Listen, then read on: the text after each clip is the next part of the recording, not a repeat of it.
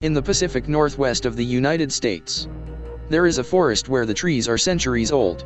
So massive that 4 grown men joining hands couldn't wrap around a single trunk. Locals say, this forest isn't empty. It's only tolerating us. Many people have gone missing here. Tourists, hunters, even rangers. Bodies are never found. Only cameras. Broken and abandoned. Someone came here to expose the truth. He stayed in a small cabin at the very edge of the forest. When the night grew deep, his phone lost all signal. The radio gave nothing but static. Like something breathing through it. On the first night, when the night grew deep, footsteps sounded outside the cabin walls.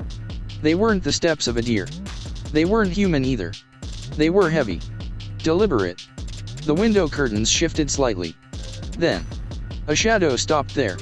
It was taller than the window. Breath was held. The heart pounded so loudly, it felt like it might be heard. Suddenly, a hand pressed against the glass. Long fingers. Broken, blackened nails. Skin so pale, as if it hadn't seen sunlight for years. The glass creaked. Then, it pulled away. Silence. By morning, massive footprints covered the ground outside the cabin. Far larger than human. Tree bark had been clawed away. And there was something else. Something that shouldn't have been there.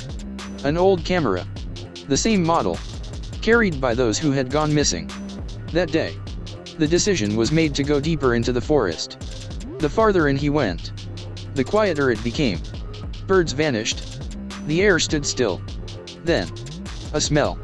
Wet soil. Rotting flesh. Old blood. Between the trees stood a structure, built from sticks and bones. Human skulls hung from the top. Then a sound came from behind. It wasn't speech. It was imitation. A poor copy of a human voice. Go back. Before the body could even turn, the ground trembled. The thing stepped into view. Tall, covered in hair. But there was no wild rage in its eyes. There was recognition. As if it knew exactly who stood before it. And then, it smiled. In an instant, the distance vanished. When consciousness returned, it was dark. Inside the cabin, the door closed. Claw marks covered the body. But it was alive. A recorder sat on the table. Still running. At first, only forest sounds. Then, heavy breathing. Then the same voice. Now perfectly clear. You're like me now.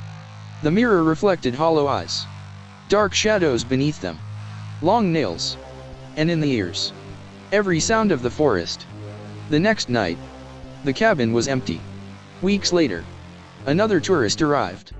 The same forest. When the night grew deep, a shadow moved between the trees. 2 glowing eyes. And a whisper. Leave this forest.